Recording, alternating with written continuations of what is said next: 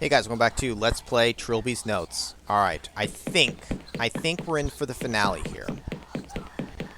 So maybe this part will be a little shorter. Maybe I could have stretched the last part, but you know what? It's fine. I wonder if... You know what? I want to test if taking a pill will work right now. I bet you anything the game won't even let me. Or that's also what I thought, that we straight up didn't have it. So what was the cola for? Because here's the thing.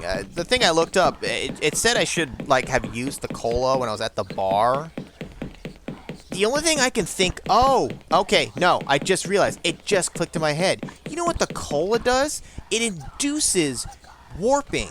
That's why you would have done it going into the bar. Because it speeds you up. Makes you more anxious. He couldn't handle caffeine. Pills to go to the one. Cola to go to the other world. Now, I can't test it, but I'm almost certain that I'm correct about that. Meaning, I can't test it from the current save I'm at right now. Where did he say to go to? The basement? The basement. Right.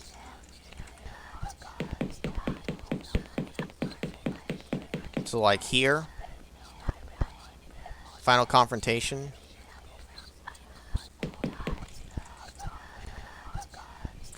Oh, hey, the beetles are gone. The hole seemed to lead into some kind of tunnel that gradually expanded into an underground cavern.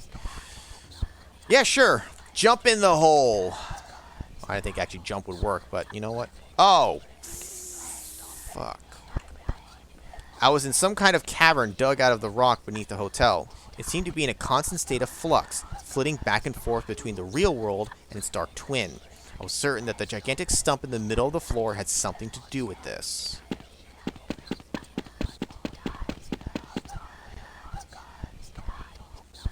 Look at the stump. This was it. I was certain. The remains of the tree... Oh! The remains of the tree that Boyle and his father cut down, its wood being later used to construct an inn. A harpsichord. Fuck, I have to say it again, and I didn't look up how to pronounce it. A shipping crate. And an idol. I could feel that same scrabbling in my mind that I had felt just before all my visions. This time, it was the stump itself that seemed to be beckoning me closer. Oh, baby, a triple. You know what, let me have it. Tree. Touch the stump. Clan Brahmin Peninsula, July 28th, 55 BC. Cabadath, a Celtic druid, awaits the return of his friend and colleague, Galden, who brings news of the invasion of... Anglesey. Anglesey, yeah, okay, Anglesey by the Roman... Oh, God. More names I can't pronounce. Suetonius? Paulinius? Having fallen out of favor with his fellows for certain radical beliefs and activities, Cabadath lives in solitude in this remote forest clearing and prefers not to travel himself. Cabadath! Galden. You bring news? The foreigners have landed. They cannot be deterred by our sorcery. All is lost. Oh? Certain, are you? They are making their way across the land, eliminating resistance. Even you out here will be brought down within days. I'm sorry, Cabadath. So Cabadath is the tall man, and the great druids of Anglesey bow so easily to this brash foreign power? Do not hang your head yet, my friend. Perhaps the activities for which I was ostracized could yet spell an answer. What are you talking about? You know of my dealings with the eternal realm? I know what you claim. That there exists some otherworldly territory populated by demons and creatures of magic. That you, Cabadath, can somehow commune with these creatures. Oh, maybe not then. Come inside, and I shall explain. Also, I need a sacrifice. Come over here. Cabadath, what is this madness? In my dealings with the ethereal realm, I have learned of many powerful demons and elementals, but there is one spoken of only reluctantly, a beast possessing of awesome power. You plan to summon a demon? The most terrible of them all, who strikes fear into even the most unflappable creatures I have spoken with. A pain elemental, indeed, the only pain elemental, ruler of a desolate wasteland where none venture. an invulnerable, hugely potent beast that feeds on the agony of others. And today is his day. The day when the boundaries between the realms weaken and he glimpses our world. To bring him through at that point should be simple. Even if you could conjure such a thing, how would you have it defend our land? I have much knowledge in the ways of magic. With the correct bindings, any demon can be forced to my will. I completed the preparations while I waited for your return. All that remains is the summoning.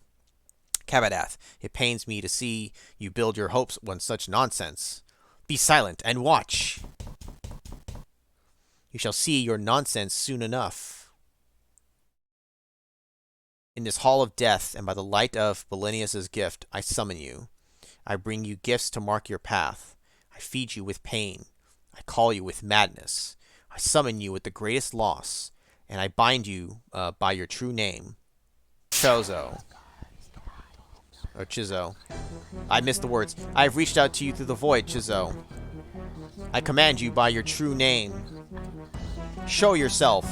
Kabadath, please stop this. Show yourself. By Titanitis or whatever. It's huge. It is larger than I anticipated. But Chzo must obey the rules of magic. It is bound. I can command it. Uh-huh. So you say. No! It is far more powerful than I thought. Galden, help me. Forgive me, Kabadath. No! Galden, I beg you. Don't let it take me alive. I'll let you take it dead then. I don't know what the dude said earlier, but I'm sure it wasn't anything of great importance. Chzo. Did I say Chozo? I think Samus. All right, yeah, Chzo, of course, has no use for meat. It feeds on pain. It does not kill its prisoners. Kabadath's agony was a particularly rare morsel, and Chzo ensured it would last. His soul was placed inside an oak sapling on the site of his old home to grant his body immortality. Okay, so it still kind of is then him. For 5 centuries, as the tree grew, he knew torment beyond even his most depraved imaginings. But then, his body was warped and his mind long fallen into soulless dementia.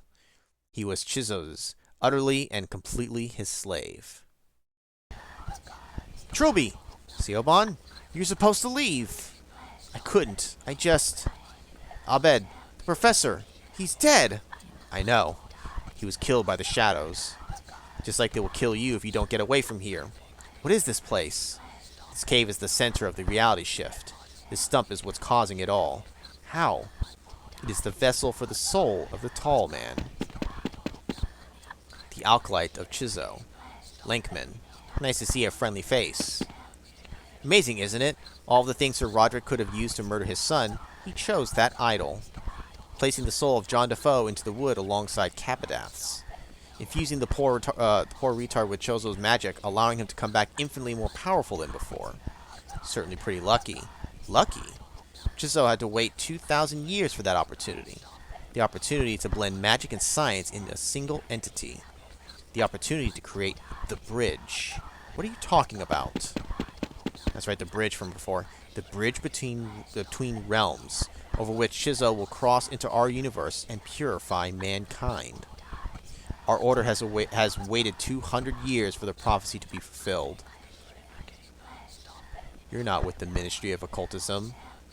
Who are you? 200 years ago, the prophet Jack Freehorn founded the Order of Blessed Agonies. Since then, we have grown, and watched, and waited.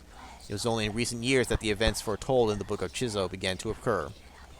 It mentioned John Defoe, and it mentioned you. Me? You were the one prophesied to guide the Bridgekeeper to his destiny.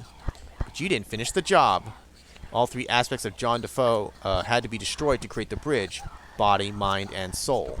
You only destroyed his body. His soul and mind remained. Had I known about this, I wouldn't have even done that. That will truly disappoint my superiors.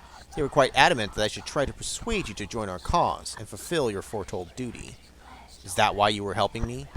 They thought if I guided you through your visions and showed you the appropriate passages from our holy books, you'd understand that the prophecy is real. You honestly believe I joined some insane cult just because you handed me some leaflets? Personally, no. Oh! Bro, why you gotta stab me? Oh. A knife in my gut brought an explosion of ice-cold agony. I heard the pitter-patter of my blood on the rocky floor. The pain, the surprise, and my exhaustion went together to cause immediate unconsciousness.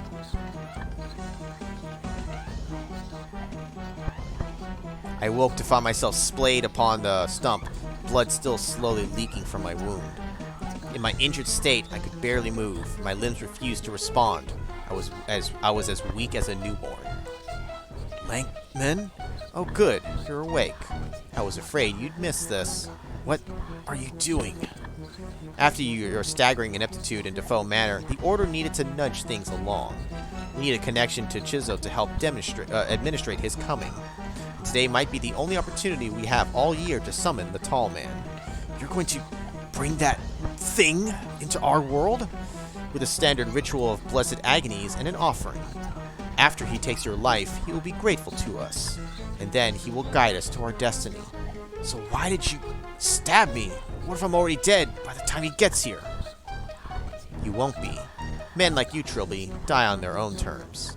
They won't weakly let their life slip away from one measly knife wound. Hush now. Kabadath is coming. Oh, he's coming all right.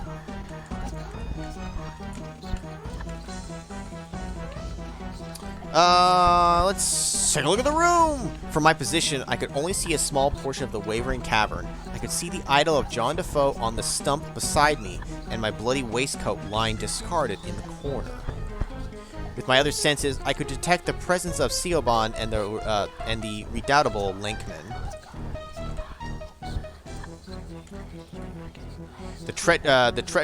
I had a different word after that treacherous word right there in my head, but the treacherous cultist, I was going to say something else, was wandering around the stump in a manner that I suppose was relevant to his ritual. Siobhan, how you doing?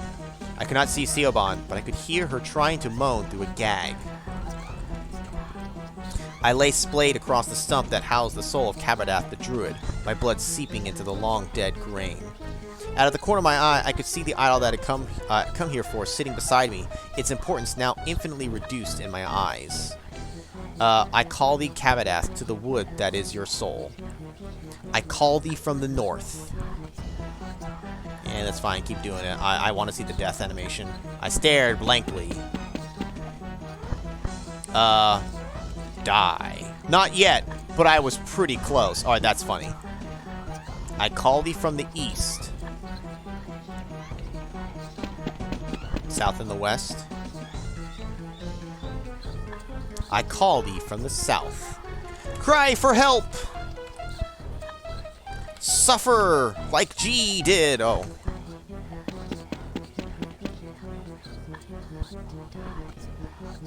I call thee from the west. Look at my tie. Look at myself. I felt almost naked without my blazer, but it was impractical during the summer months. Oh god, so bright.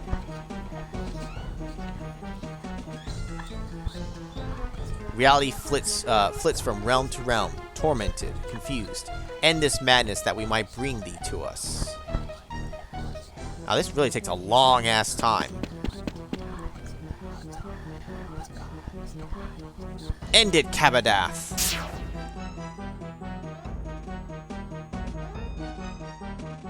I'm gonna make a separate save right here, just in case you actually need to wait till the end, but I don't think so. I present thee with blessed agonies, body, mind, and soul.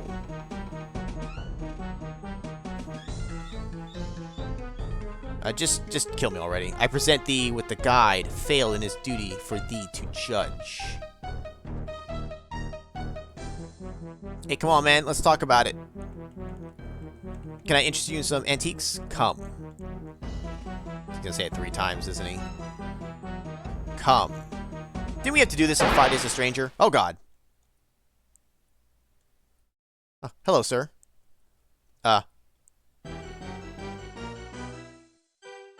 This concludes the text of the notes found in the investigative team. No actual special, extra bit thing there.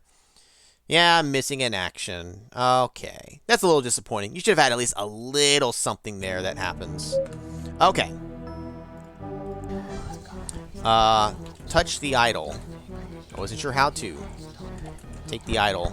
My attempts to move only made things worse. I felt a stab of pain, and something snapped behind my eyes, filling my vision with spots. Yeah, call this from a... Drink the wine. I flatter myself that I am too much of a professional to drown my sorrows. Drink the cola. I took a swig of the beverage. I could almost feel the caffeine starting to heat up my brain. Really? We can drink here? Use lockpick. Kick the idol. I was losing blood steadily. My arms and legs were limp and unresponsive. I couldn't move. Eat the idol then. Talk to Lankman. I did not consider that a relevant the pain was now replaced with an ice-cold numbness that was spreading fast. The room was swimming before my eyes. I don't know. Talk to Siobhan. Siobhan, are you there? She's here, but she can't answer you. She has nothing to do with this, Lankman. Let her go. On the contrary, it is important that all three of us be here. It is part of the ritual.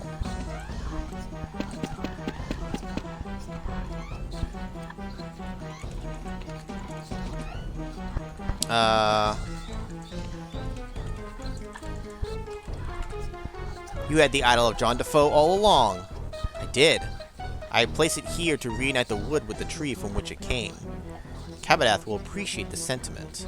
Why is John Defoe the bridge? What makes him so special? He was born in the scientific realm and killed with magical wood. The magic brought him back as a wraith. As such, he is an entity of both realms, of both magic and science. One foot is on each side of the border. He is the bridge, just as the prophecy said. I kind of feel like we made some progress. Maybe? Ask Lankman about the tall man. Why are you summoning the tall man? What possible use could he be to you? You've been experiencing flashbacks, I know. You saw Cabadath's attempt to summon Chzo, right? I saw that he failed quite drastically. He assumed our lord could be summoned with any old basic demon summoning rite. But Chzo is far greater and more powerful than his rivals. He is very nearly a god of pain. It takes a great amount of magic and a much more complex ritual to summon one such as he. We do not know it, but the tall man does. He will guide us and teach us. It was becoming harder and harder to breathe. Air rattled in and out of my lungs like a buzzsaw.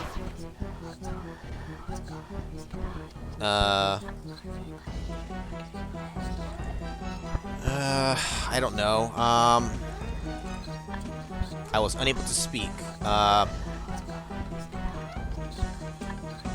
Help!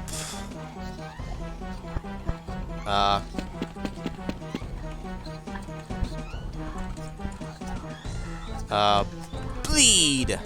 Die! Cry! Pain! Talk to the tall man. My vision was clouding up around the edges. It seemed like my stubborn will was the only thing keeping me alive. What if I just, like, spam? It's not spamming actions that, like,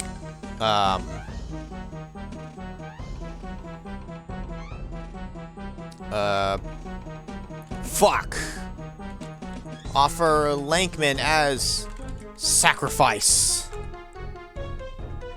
I want to be able to figure out what I'm supposed to do here. I don't want to have to look this up.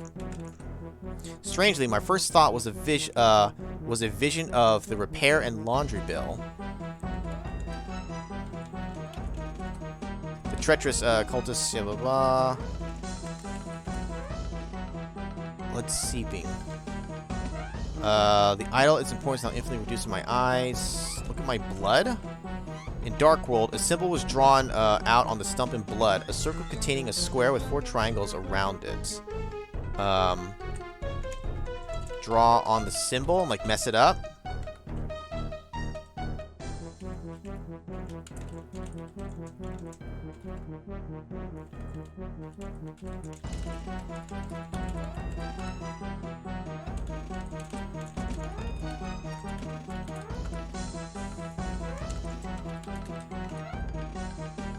I can, that might... I'm trying to think if I can, like, mess with the symbol.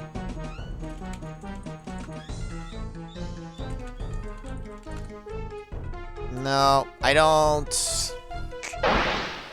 Don't know. And he's here now. Nope, nope, nope, nope, nope, nope.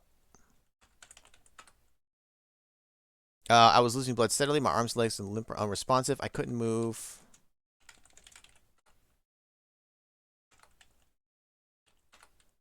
What would I say? What did I do next? I mean, die. I died. Oh! What? He's dead? No! That's not possible! Master? Master, please! No! No! No!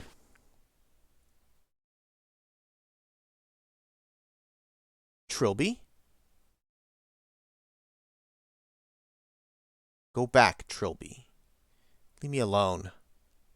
I'm dead. Not yet. Not fully. Your mind and soul are drifting apart from your body. With enough power, there's still time to pull them back. But you must have the will to return. Forget it. I've had enough. I did the assignments. I made myself useful. I lived up to the reputation Defoe Manor gave me. Today, I gave everything I could. And I still died. There is still work to be done. You have not yet completed your duty. I'm sick of duty. I'm sick of prophecy. Just let me sleep. Stronger men than you have tried to fight destiny. None succeeded. Past, present, and future are all different faces of the same die, and few can see them all at once. But I can, and the future demands that you live. Turn now. I have marked the path. Please, just let it end. Pleading to me is useless. I am just as much of a prisoner of fate as you. The future your actions are destined to bring about has already taken place.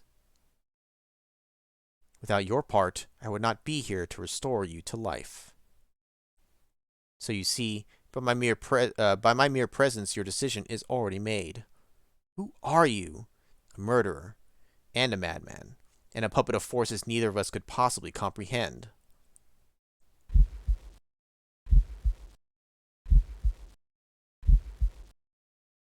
Trilby, say something. What?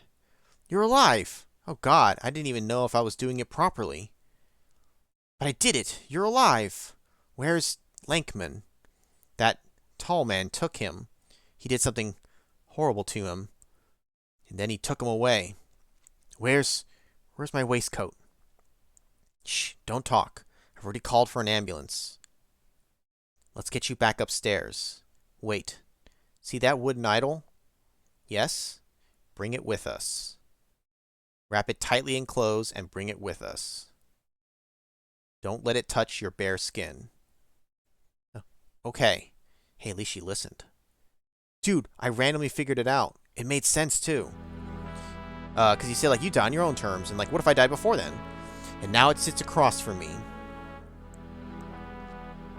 The reality shift had cleared up, and we were free to leave. An STP cleanup crew arrived with the ambulance. No trace of a bed or the hotel staff was found. Officially, they've been classified as unexplained disappearances. Lankman and the tall man seem to have also vanished, which does not surprise me in the least. Siobhan signed the Official Secrets Act, and last I heard is staying with her parents to recuperate. Which just leaves me to write up my notes, with that idol that haunts my dreams gazing at me from across my desk. I was dead. I can't pretend I wasn't. No amount of CPR could have brought me back from where I was. So who did? The man in red? Who was he, if not an insane hallucination and brain death? Unimportant. I'm alive and that's all that matters. Just that, and the destiny of this wretched statuette that I'm apparently fated to carry out. Every instinct in my being wants to burn it to ashes and grind them into the dirt, but I do not. Lankman spoke of a prophecy. The destruction of John Defoe's soul would somehow help him and his order summon their dark god. So if I destroy the idol, they win. But what else can I do? I certainly can't keep it. I know from experience that it leaks malevolent influence like a broken pipe leaks water. The only other option is to hide it. But where can I hide such a thing and ensure that it is never found again by human hands? I shall have to think about this. Trilby, 29/7/1997.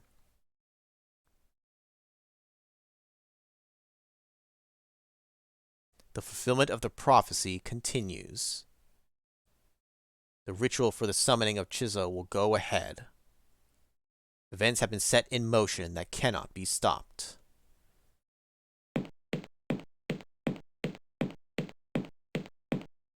We have the blood of the guide. Now we must wait. Wait and prepare. He took my coat. Wow. Oh, that's his weapon? It's got like multiple sides. 1. At this time, there came a man from the land of technology, and though his wisdom was great and his power advanced, he had the willfulness of his fellows, and so he was the arrogant man. And on the 8th and 20th day of the 7th month of the year of the arrogant man, the king gazed upon the land of technology and saw the arrogant man who spake this: O king, I beseech you, for this land has become corrupt without your benevolent hand, and darkness seeks to envelop us all. I demand of you to cross the border between our lands and make things right, for my power is great, and I have it in my power to control even one as great as you. And the king was rightly amused, for while the arrogant man's power was indeed great, the king's power was greater still, and the king said, I will not submit myself, for firstly my power is greater than yours, and not yours to command.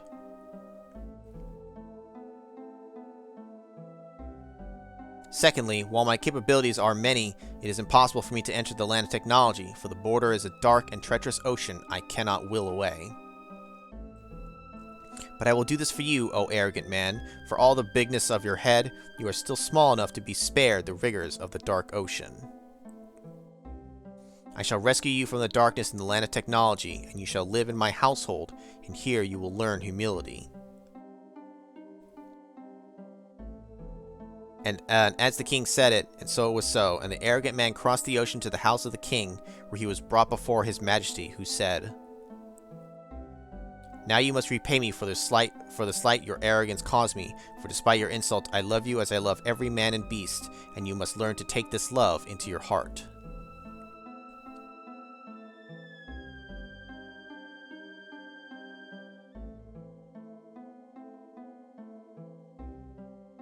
And the king took the body and mind of the arrogant man and separated them from his soul, and this he placed in a great tree in the land of technology, and with this action he announced, Now you are the tree, and the tree is you, and the wood is your soul. With this gift of separation your body shall not wither or die throughout your lessons. But should any man interfere with the tree that is your soul on the day that is mine, I shall lend you the power to confront them and strike them down with fitting vengeance. And then he touched the arrogant man and filled his heart with his warming love, and the arrogant man became the prince, and he knew the name of the king.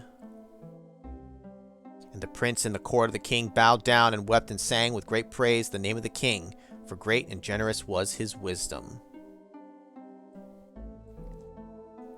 The Books of Chzo, Book of the Prince, Chapter 2.